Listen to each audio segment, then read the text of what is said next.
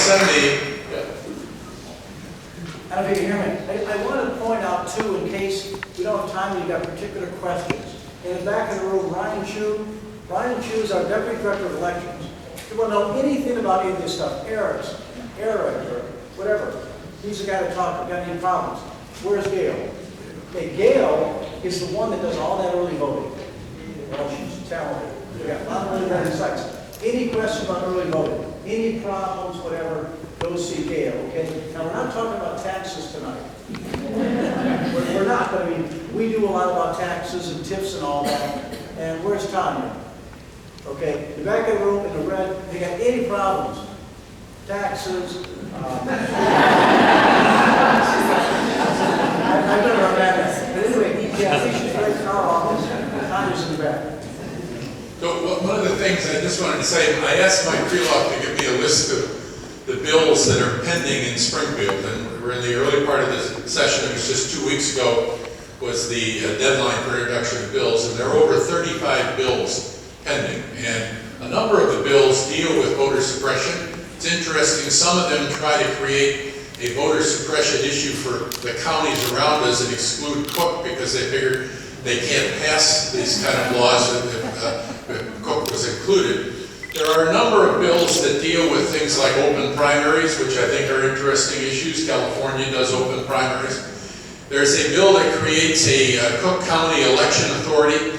One of the things, the reason there is a Chicago Board of Elections is that in Illinois, historically, many of the larger communities had municipal election authorities that were separate from the county clerks.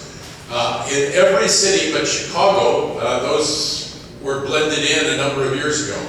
And I, again, as somebody who has to appropriate over $40 million in the presidential and gubernatorial years and $22 million in the non-presidential and non-gubernatorial years, I think we could be more efficient if we did combine these things. And these are bills we need to be looking at. And tomorrow, 3 of the county clerks from around Illinois are going to testify in the Illinois House, just in general, to talk about the last election cycle and the things that they'd like to see, and hopefully things like automatic voter registration, that will come up in the discussion.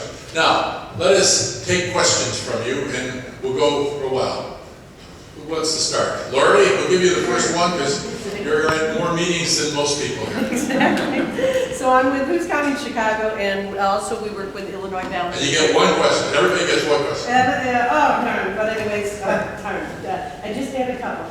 And that is, I wanted to know, we in Chicago, we do want to get rid of our Chicago Board of Elections. We are suing them for unlawful audits in the primaries, in the Democratic primaries, and the general. And I want to know, what are the chances of rolling that into David Orr's office, which is thought to be much cleaner than the Chicago Board of Elections? Please give me your ideas. So let me, I'll let David comment on this, but let me first say to you, one of the constant themes going on right now in government is consolidation of governments in this state. Everybody points out that Illinois has more authorities and boards and governments, from mosquito abatements, there's sanitary districts and things like that. I think that this is an idea whose time has come. Senator Don Harmon has a bill that wouldn't exactly roll it into David's office, but I think it's the start of the discussion by creating a Cook County election authority that the clerk of Cook County would be chairman of, as I understand the bill. But I think there is a chance for this to happen because there is savings. As I point out, David has a lot of elections coming up in April, and I think 7 of the jurisdictions in Cook County have primaries next Tuesday. Chicago has one primary, which is the filling of an aldermanic vacancy when Alderman Will Burns resigned. And so that whole government entity is just sitting there on their hands, basically, in these off years, while this part of the process is constantly working. David, what are your thoughts on that? This idea is not new. It's been around quite a while. We've been talking about it since the early 90s. I support any consolidation I think saves money and helps voters. And I think this is one. If I had to, as frank as I could be, is the political will does not be there. It's not there. I met with the president of the county board and the mayor 6 years or so ago, because every blue ribbon panel says we should do this. I suggest we'd be saving between 6 and 10, maybe more million every year. If we do it for 10 years, you're talking about some real money. And it makes it easier. Then you know who you're talking to is responsible. People still in the city think I run their elections, which I don't. But the political will is not there. It's not been there. I think it partly has to do with patronage. It partly has to do with local aldermen like the fact that Election fraud. they can tell the city what they want and get what they want. No offense to, again, my friend Dick Mell, but when I found out that one of his people was a top person who was a voting irregularity supervisor, things like that made me do worry about things. So let's put it like this, it's been talked about and nothing has been done. The only good that's come out of it, and I do think there's some possibility that may happen in the future, the good that's come out of it is that the people who run the budgets, they keep saying, we gotta find ways to save money. So basically they look at our budget and wonder why we have so much more to do and spend so much less money. And I think that has led to some reductions on the part of the city. I don't mean to blame the city, I'm just saying, if you can get away with it, you do it. So I'm still doubtful, but it's possible since I'm a little older, I may not be around too long. Maybe if I was out of the way, they're more likely put it under the clerk, but keep in mind, for it to work, it depends on the clerk. You get a hack and you're not going to save any money anyway. But we should keep pushing. It may well happen. So I got my fingers crossed. Next question. Yes, sir. Subject gerrymandering. It's been around a long time. The goal of it is usually to produce a homogeneous electorate. It's become much more dangerous, though, because of the use of computers. Is anybody talking about actually using gerrymandering to create, using that same technology to create heterogeneous political units? In other words, to see to it, the evil from the homogeneous thing is that the representative just speaks to the people who agree with him. But if you can see to it that everybody has a district that has a mixture of different interests. I think that the Iowa system, and one of our co-sponsors here is the League of Women Voters, they very much have been behind the referendums to amend the Illinois Constitution to come up with some kind of a fair map program. It's been a very difficult situation because when the Constitution was passed, the way to amend it was really limited. There's only one way to file petitions for a people's referendum to amend our Constitution, and that's for the legislative article, and that's where people have thought that they were going, but we've now had 3 election cycles in a row where Illinois courts have said, can't do it that way. And I'm not quite sure what the answer is. I was a proponent of a constitutional convention 4 years ago. Every 20 years, the Constitution says you should have a constitutional convention on the rep as a ballot initiative to see if it's a yes or no. But I think that if you were to do that and you were to go to use the computers, you would get what you're after, and that's what they tried to do in Iowa. I think this will continue to be a struggle, and I think the coalitions will grow larger and larger. I know some states have just taken this power out of the hands of legislatures to redistrict do it themselves. That's another constitutionally, thing. A couple states have done The it. Constitution is hard to amend, and it was done for that way for a reason. It's the same reason we don't have a progressive income tax. It's the same reason we don't have the state responsible for the majority of funding of our public school system. It's the same reason we don't have merit selection of judges. This Constitution is not the greatest Constitution in the world, though it does have a great Bill of Rights, which is what everyone says, well, you don't want to touch it because of the Bill of Rights. But frankly, if all these other functions aren't working, the Constitution isn't working.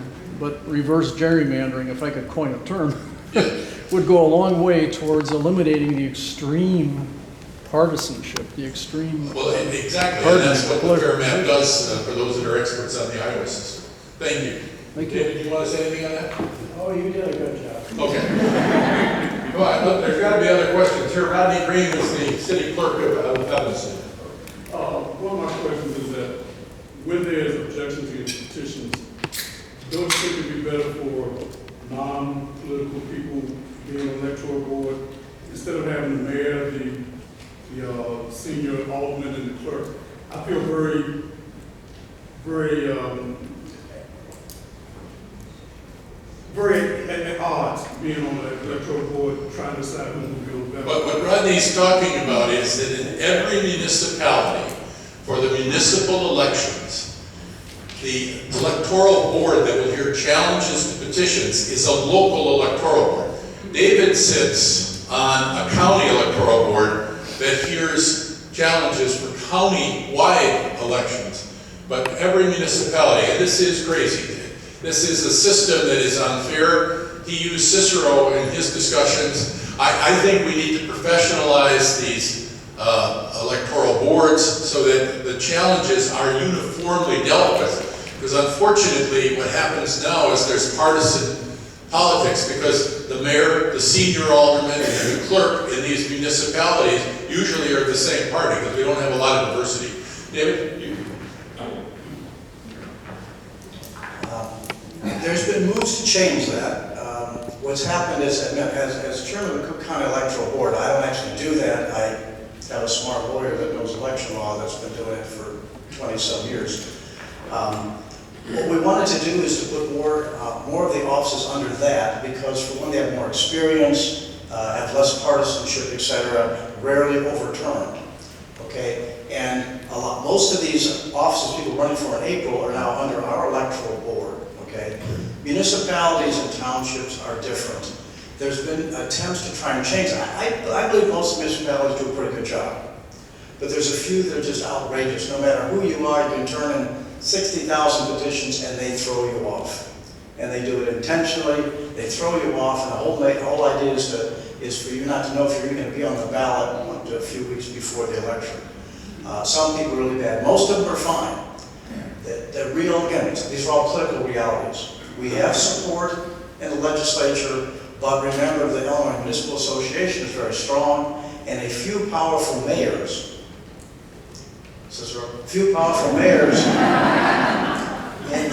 in the region can prevent what a lot of legislators would like to see happen. Because frankly, there's been some pretty powerful state legislators that have unfortunately been handled this way in the past. So that's the way to go, but we haven't won that one yet. And so the point is that, Robbie and your group may make very good decisions, but some places don't. And like I said, we created this kit to help candidates, but nothing's worse than some young, not young, but just an idealistic person who wants to serve on a school board, and they get batted around like it's unfortunate.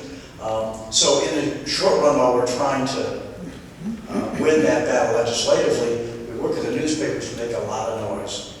And my staff knows, even though it's not my legal responsibility, I believe in kicking the heck out of those people and make it as public as possible when they mess around with potential candidates' lives. Is there a bill number? Right on. There's a bill number on. There's not right now because we weren't going to win it this year. We brought it up several times. One of the things that needs to happen is, and I think Rodney hit about it, election law is a real branch of the law. And David has a lawyer who sits on the county electoral board. The state's attorney is a member of the electoral board, but never sits on it, always has a senior lawyer. We have people who can put a judgment based upon knowledge rather than putting civilians into situations on technical questions. And so I think it's something that needs to happen. And again, if the trend is to try to consolidate government branches, and I'm kind of a lucky person, I got to vote to dissolve Evanston Township, and I got to vote to put the referendum of combining the recorder's office with David's office on the ballot. So I'm 2 for 2. I'm willing to go for a third. Other questions? Yeah, back there, yes. I'm an amateur, so I have an amateur's question, which is that you said that you were be looking at new software and voter systems for the state. Is that correct? Well, no, what David said there is we need to purchase new equipment. We've got to figure out how to first fund that and how much we can get. But at the same time, the manufacturers of all of this equipment are out there, and that's why David had this event last week, and we'll have another one, as he said today.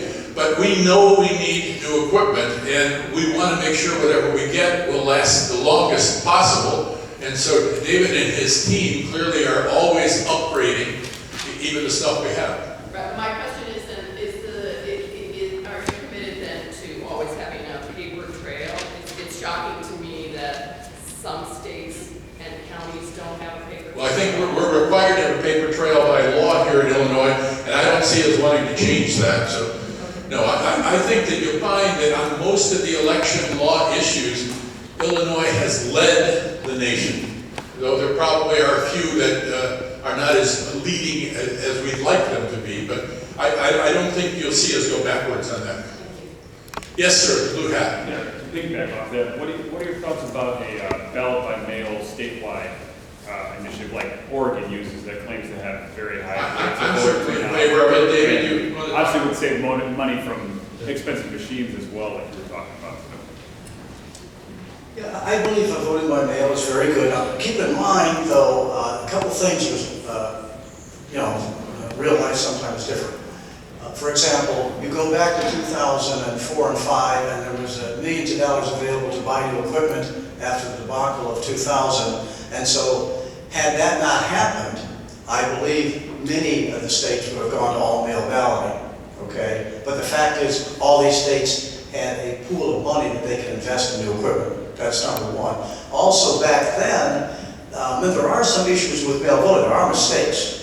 Those states have gotten better, because it used to be, you might have a 3 or 4% error rate, and when you do the mail, sometimes nothing you can do about it afterwards. Those states have all gotten better. So it's not likely in the near future. I would love to experiment in Illinois with it. For example, I did away with the local elections, I think back around 97. We used to have in the fall, like the fall of an odd year like this year, we also had a local election where we had about 4% turnout. So we got rid of that and put those school board elections into the elections we're having now. I'm just trying to figure out how realistic it is. But if we could get mail balloting on certain referendum issues or some of these smaller elections, it'd be a great experiment. Remember, I'm always trying to be as frank as possible. Part of the real political world is not everybody wants everybody to vote. And you may be a parent and you want to see a school board referendum passed with more money. On the other hand, a lot of people don't. So sometimes decent people don't want a lot of people to vote. Because if we had some of these issues, some of these local elections run by mail balloting, I think we'd have a higher turnout. So I think we should push that, experiment with it, and see where it goes. You know, remember that before the consolidation of these municipal and school board elections, school boards elections happened on Saturdays. And so there's a whole lot of different things that can happen. Karen, did you have a question up there? Oh, yes, sir. David, by the way, thank you for mentioning Dick Mell. I'm here from the 33rd Ward. So we did get Dick out of office. He's no longer our committee. But I always like to hear him mentioned, so thank you for that. You mentioned two areas of concern, money in politics and voter suppression. But the area that I'm most concerned with, you didn't mention, and that is our love affair with technology when it's not appropriate. So there are three things about elections that I think are very important that we've forgotten. First of all, ballots should not leave the polling place until they're counted. Two, the count must be observable by poll watchers. And three, we've completely forgotten this. Elections are a community undertaking with opposing forces checking each other. That's the check and balance of an election. We're moving toward elections being a bureaucratic project with boards of elections on which we have to rely that they're a fair and neutral overseer. I don't think elections were ever intended to be that. So my concern is touchscreen voting machines. The count isn't observable. They can be rigged, we all know that. And with, increasing technology, anything can be hacked. Eventually, anything can be hacked. So I think that we need to do what Germany did in 2009. They decided that voting machines, basically the Supreme Court of Germany decided that voting machines, because the count was secret, they were inherently undemocratic. I think we should do that here and return to hand-counted paper ballots. What do you think of that? I'm not sure that I heard all that. I'm a little bit of, first of all, I like to try and listen to everybody very carefully, but there is not a lot of hacking, okay? There is a pool of thought by some people that I respect, and they talk about how easy it is to hack. I don't believe that's true, or I wouldn't be providing the equipment that I do. I don't believe that's true. I think there's a lot of misinformation and confusion. I'll give you an example. We have things called split ballots. And so in a particular precinct, your neighbors might have the same ballot, it's the same ballot looking, and you might have the same congressman, but you might have a different state rep. Okay, that's called a split ballot. In the old days, let's say the judge made a mistake and didn't realize there were split ballots, and they gave you the same ballot, and so you didn't really get to vote for the person of your choice. So it's a human error. Bring it to today, and now you're voting on a touchscreen. And the difference is you're getting this card that has your entire ballot, which you're entitled to get. And because our ballots are so complicated, you have to have that. You'd never get a split precinct correct. Because sometimes we have 5 or 6 ballots in a split precinct. Okay, so the difference is the person goes in, they give all their information, the judge creates the card, but that judge made a mistake too. They put in 1357 instead of 1359, and lo and behold, you're given a ballot that is not germane to your individual district. Now, some people would say, oh, it's sabotage, it's computer, it's hacking. No, it's a human error, made a mistake, just like the person did before when it was on paper.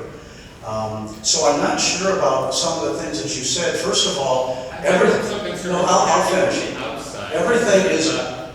Everything is observable. So I'm not sure if I heard you well enough. The count is not observable. The count is not observable when it's being done inside of a machine. Of course it is. Of course it is. Listen to me.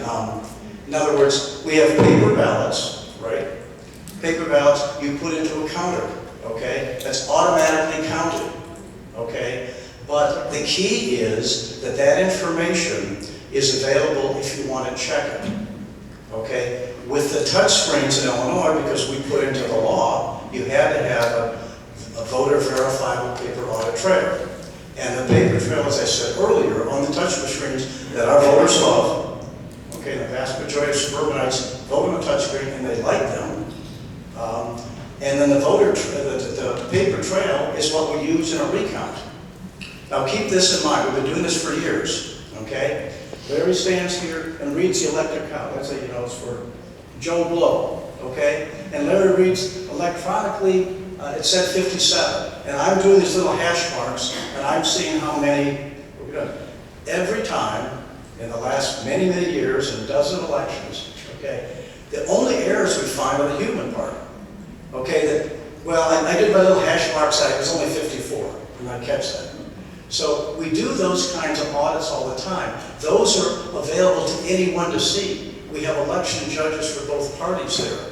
So I do believe we need to be extremely concerned about security. We worked very closely with Homeland Security in the last presidential election. There's a lot of good ideas out there. There's ways that we can work, because one of the key things is the way you do testing, okay? And we dramatically increase the testing that we do, and I do think there's a lot more we can do. But the point is, this is all public, okay? Because you can see the count, okay? And if you want to challenge something, let me give you one final example, okay? We had the closest election in history, about 4 or 5 years ago, when with a race for lieutenant governor on the Republican side, 4 candidates, literally all within less than a vote per precinct. Okay, we've had these things. This is important because these people, and of course, they're in our jurisdiction, led by a quote Democrat, okay? And they looked at everything, and they were totally satisfied at all the information they got. They didn't seek a recount. They were totally satisfied when we went through the entire process. They could look at everything, and they concluded the election was okay, even though less than one vote per precinct. So it's not all we want. No, you've had your say. It's not all we want, okay? But there's enormous evidence that what we're doing is working. And we will try and improve on that, but I don't want anybody walking away saying it's really easy to hack these things. It's simply not true. The thing to remember is that we want transparency. We need more poll watchers. Poll watchers are becoming more sophisticated. They're using different technology. You know, David talked about our use of the high school kids as the judges. That first election when that happened, I went around and our old judges didn't want those high school kids there. Then they realized the high school kids know how to set up the machines and answer the questions. And now they've become the most popular judges. But the object here is we believe there needs to be transparency and that we've got to fight to make sure that people are in those polling places watching. Now, it's going to change. It's not the way when I used to go and, as I said, people put lead under their fingernails to count those ballots to disqualify a ballot with a mark. So it's each election, as we train, as candidates train their poll watchers, they're going to have to work to make sure that they're efficient. Over here, there was a question. Yes, ma'am. Oh, just going back to the mail-in ballots, how do you know that it actually got there? Is there any follow-up on if you mail in your ballot? The question is about mail-in ballot. Yeah, there's pretty amazing follow-up, but we have to have amazing follow-up. First of all, because we got to make sure that you get it, okay? Then we make sure we get it back, and we got to make sure that you don't mail in the ballot and then try and do it on election day. Okay, so there's a lot we do, and you know, with particularly as the more we can do online, the better. So everything is tracked, you know, where everything is. And if for example, we don't get your ballots in time, then of course you could vote on election day. But we send out to all the polling places a list of everybody that voted early and a list of people whose absentee ballots have actually come in. So those judges will know, sorry, you've already voted, or it's okay that you go ahead. So we keep, you know, great track of that. And remember, there are quite a few ballots that come in after the deadline. And in Illinois, if they're postmarked properly, we can count them for up to 2 weeks. Because I've been amazed. I've seen people using FedEx and stuff. And it took 4 or 5 days to get there. Okay, so yeah, we have to keep real careful because starting with coming close to April 4th, people are going to keep calling, where's my ballot? You know, I sent in the application, etc. So you can check on my ballot? yes. All right, Brian. But for any individual, you can look it up on our website, you can enter your name and birthday, and it will tell you, yes, we've received it, or no, we haven't. So, Could you hear that? A little louder, Brian? for any individual who's worried, has my ballot arrived, you can go to our website, you type in your name, and I think it's your birthday, some verifying information, and it will tell you whether the ballot has arrived. Next question. Yes, ma'am. What's the story on what actually did happen or get hacked in the state? The real story. The real story, you get one? She wants to know about the State Board of Election being hacked and being informed by Homeland Security at the federal level that there was a problem. Now, one of the interesting things first to remember, and I don't know that we know the technical answer to what happened, but unlike some other states, our voter registration files are not maintained at the State Board of Election.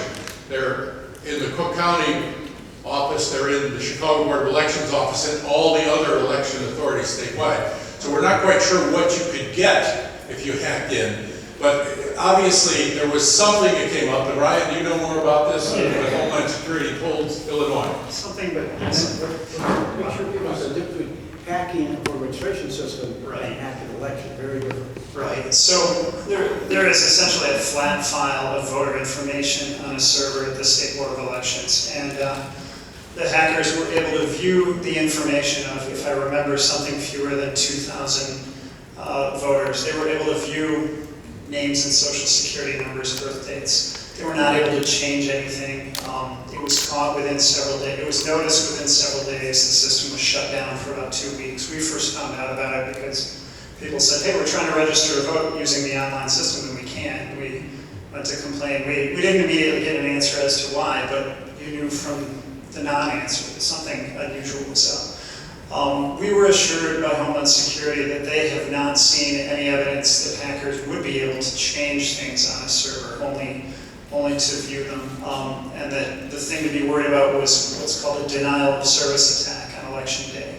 In other words, not that hackers could go in and make it so that you were not registered to vote or anything like that, but they could simply try to flood our servers the way it sometimes happens with some other with corporations with other systems. Very little of what we do is dependent on a server on election day, but some things are. We were a little worried that perhaps people wouldn't be able to get results because of something like that. So. Okay, before I go back to second questions, are there any other questions? Yes, sir. Yeah, since voter suppression is such a big issue, our so-called president won because he carried Pennsylvania, Michigan, and Wisconsin, who are usually Democratic states, by a very small amount. And, it's a Republican governor and a Republican legislature in those states. What can we do to combat that? Well, the question of how you deal with voter suppression in each state is a battle within each state. And I'm comfortable with where the law is in Illinois and where the law will go in Illinois. I think that one of the things that I'm bothered by the president's comments are usually the winner doesn't complain. And what the complaining is doing is trying to undermine the confidence in the system. We're here to tell you that as a voter in suburban Cook County, your vote is protected and will be counted. Now, we need to look at these other states. David's kind of an international expert. He gets sent around the world by the UN and other people to observe elections in other jurisdictions. We may be in a position where we need to be helping other states figure out how to observe their own elections, okay, going forward, so we can ensure that the integrity is there. Not officially, we're not going out there as Cook County government, but training people here who go into those states. My son, who's a lawyer, has done election work in Michigan and Indiana to watch what's going on in their vote process, and I think we're going to see more and more of that. But I don't think that we can generalize about these other states that there was massive vote fraud. I don't think that there was. I think these were close elections, and people had the right to do recounts and didn't do recounts in these states. Some attempted, but then chose not to. They were shut down. Yes. What security measures were taken that you referred to? Okay, Homeland Security and the State Board of Elections did a protocol to protect their servers, and as far as we know, it's worked. We have our own protocol. David's office, we spend a lot of money at the county on helping to protect our systems, and we do not use, as many of you listen to NPR, it's often brought to you by Kaspersky Inc., which is a Russian company headquartered in Moscow, which really causes me some concern. We do not use Kaspersky Inc. We use others who will protect us. But, I think this is something that we're going to have to live with. I mean, if you shop at Target, if you shop at some store, you know that things can be hacked. We just need to be vigilant. Now, I said we'd end at 8 o'clock, and I try to be punctual. I always wanted to run a railroad. So again, I want to thank David and his staff for being here.